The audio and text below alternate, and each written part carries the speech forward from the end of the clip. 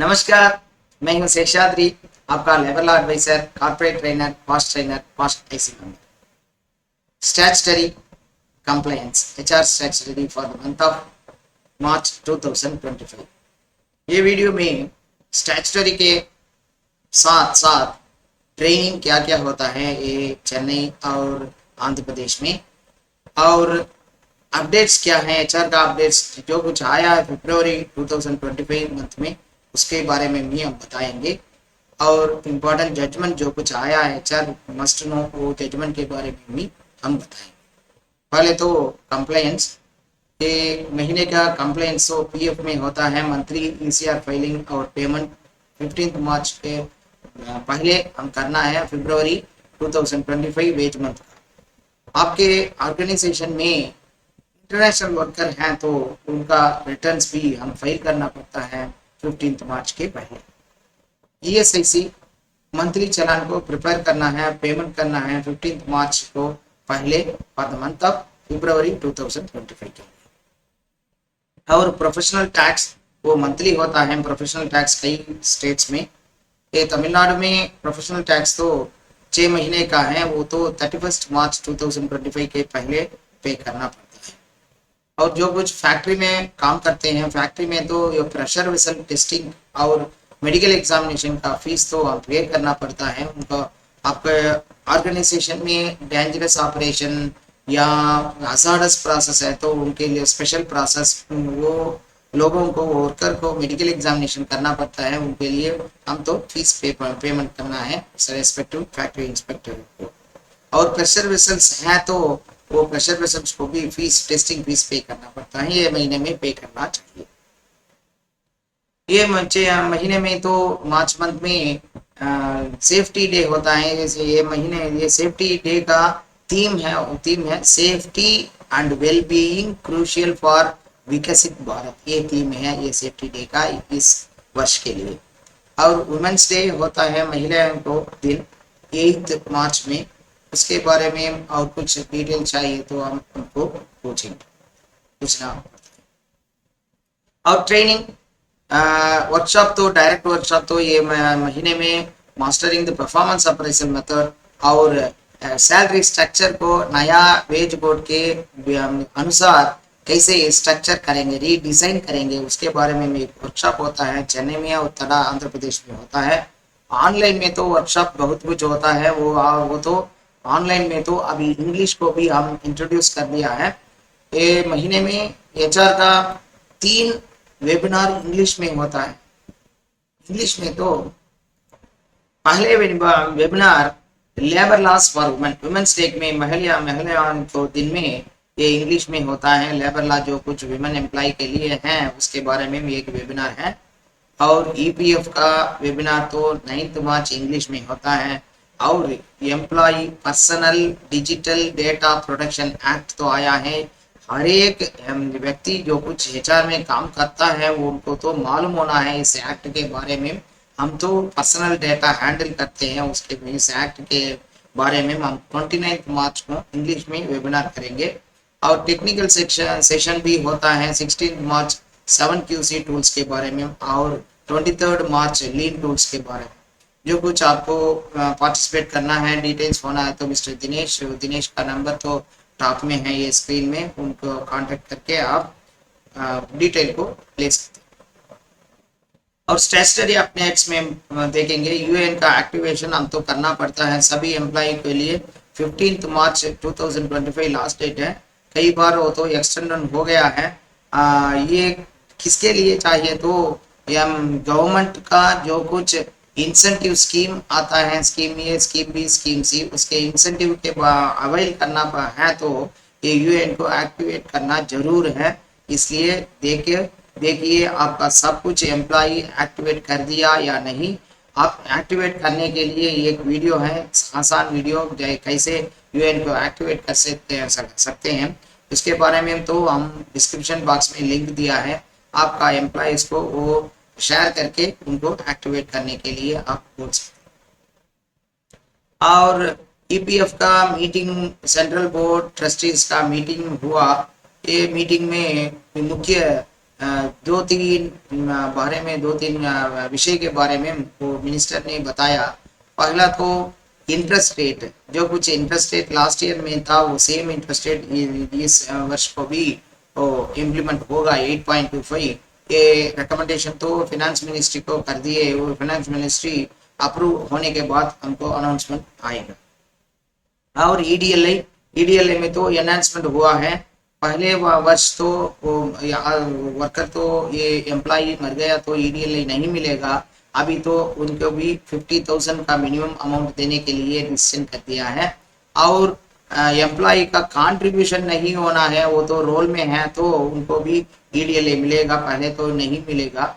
और जो कुछ शॉर्ट ऑफ पीरियड, वो तो ब्रेक इन पीरियड, फ्राइडे जब रिलीव होता है एक एम्प्लॉय और दूसरे ऑर्गेनाइजेशन में मंडे ज्वाइन हुआ तो 2 दिन का गैप होता है, उसको भी कंसिडर करेंगे अभी, ऐसा एनहांसमेंट को मिनिस्टर ने बताया है। और हायर पेंशन के बारे में भी बताया है। 72% वो जो कुछ एप्लीकेशन आया हायर पेंशन का वो प्रोसेस कर दिए।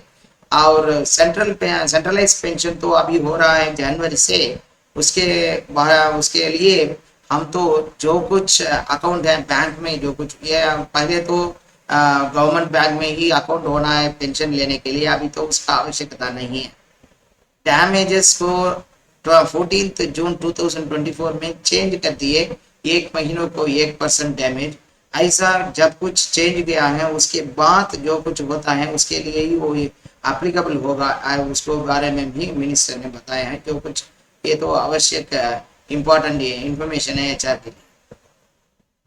पंचदीप 2.0 को ईएसआई ऑर्गेनाइजेशन स्टार्ट किया है। पहले तो पंचदीप 1.0 था, उसमें वे ही डिजिटलाइजेशन बहुत कुछ हुआ, अभी और कुछ डिजिटलाइजेशन को हम ईएसआई में देख सकते हैं।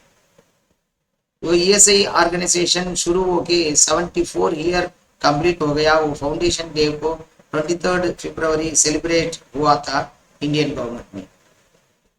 और सीपीआई पॉइंट्स तमिलनाडु में तो अप टू दिसंबर मिल गया है, ये खुलकर ही एवरेज को ही नेक्स्ट ईयर का डीए को रिविजन इसके अनुसार ही होता है। आप भी ये एवरेज करके आपका इंडस्ट्री का जो कुछ डीए है उसको कैलकुलेट कर सकते हैं। जो कुछ अपडेट्स है माइलस्टोन देखे तो ईपीएफ का जो माइलस्टोन हुआ है फाइनेंशियल ईयर 2024-25 में 5.08 करोड़ क्लेम्स सेटल हो गया है एक वर्ष में। और अमाउंट को देखें तो 2.05 लाख को डिस्ट्रीब्यूशन हुआ है।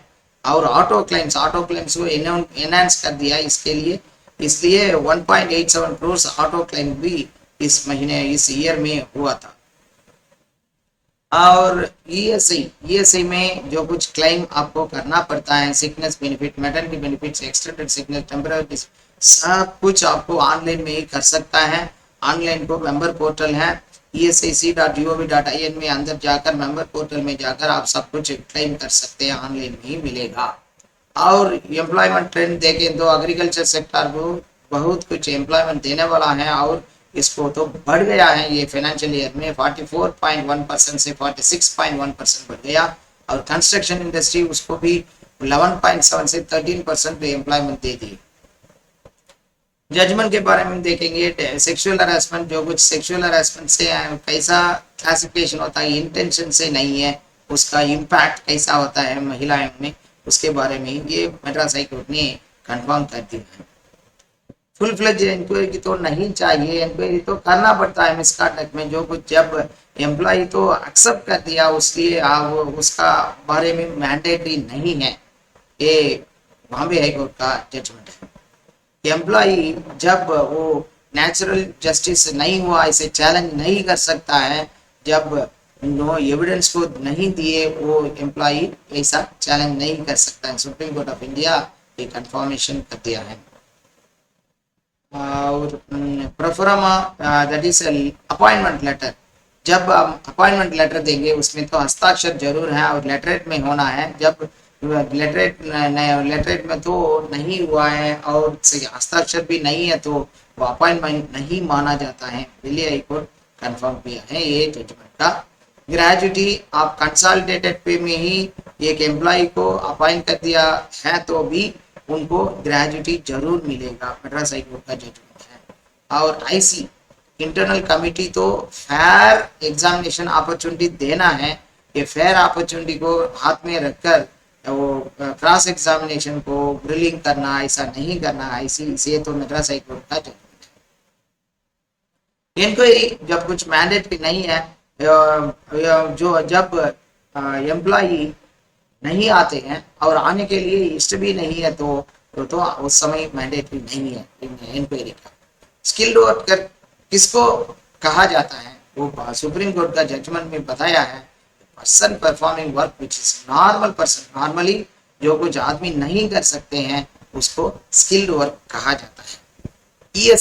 ईएसआई कोर्ट तो जब शेड्यूल में जो कुछ इंजरी हो है, इंजरी का पर्सन जब कितना अमाउंट देना पड़ता है वो नहीं है तो ईएसआई कैन डिसाइड, ये गुजरात हाई कोर्ट का जजमेंट है। और पीएफ में तो बहुत जजमेंट आया है। पीएफ में पहले तो डॉक्यूमेंट, जो कुछ डॉक्यूमेंट हम तो पीएफ अथॉरिटी को नहीं दे दिए और ट्रिब्यूनल को दे सकते हैं, जरूर दे सकता है, ये गुजरात हाई कोर्ट का जजमेंट है। जब 7A का प्रोसीडिंग्स एनफोर्समेंट ऑफिसर तो एम्प्लॉयर को देना है, एम्प्लॉयर का ओपिनियन लेना है, फिर ही फाइनलाइजेशन करना है, वो छत्तीसगढ़ हाई कोर्ट का जजमेंट है। कंसल्टेंट, जो कुछ आप कंसल्टेंट को अपॉइंट करते हैं, फिक्स्ड मंथली पे करते हैं, तो ईपीएफ के नजर में ये भी एम्प्लॉई है, उनको भी पीएफ भरना पड़ता है। और पीएफ अथॉरिटीज वो तो 7A में रिव्यू हुआ, रिव्यू के बाद आपको तो अपॉर्चुनिटी दे दिया, वो तो फाइनलाइजेशन हो गया, और आगे वो तो लेकर नाम तो जो नया देंगे तो नहीं मालूम है। ये पंजाब हरियाणा हाई कोर्ट का पीएफ अथॉरिटी जब 7A देता है, 7A देने के बाद एम्प्लॉयर को अपॉर्चुनिटी है, अपॉर्चुनिटी तो सेटल हो गया, एम्प्लॉयर अभी रिक्वेस्ट करता है रिव्यू करने के लिए, तब 7B रिव्यू होता है। जब 7B रिव्यू में जो कुछ ओमिटेड है उसको तो दे दिया, देख लिया, तो पीएफ अथॉरिटी उसको भी इसमें ला सकता है। ये मद्रास हाई कोर्ट का जजमेंट। पीएफ कन्वेंस को और स्पेशल अलाउंस को पे करना है या नहीं, ये सेवरल जजमेंट आ गया है। अभी भी एक जजमेंट केरला हाई कोर्ट में, उनको भी हम पीएफ देना पड़ता है। Thank you for watching. और एक वीडियो के साथ हम मिलेंगे। आपको तो पसंद है तो HR फ्रेटर्निटी को ये वीडियो को शेयर करना है। जो कुछ आप चाहिए वीडियो चाहिए तो भी वो तो कमेंट में दे दिए तो हम उसके बारे में वीडियो बनाकर आपको बताएंगे। धन्यवाद।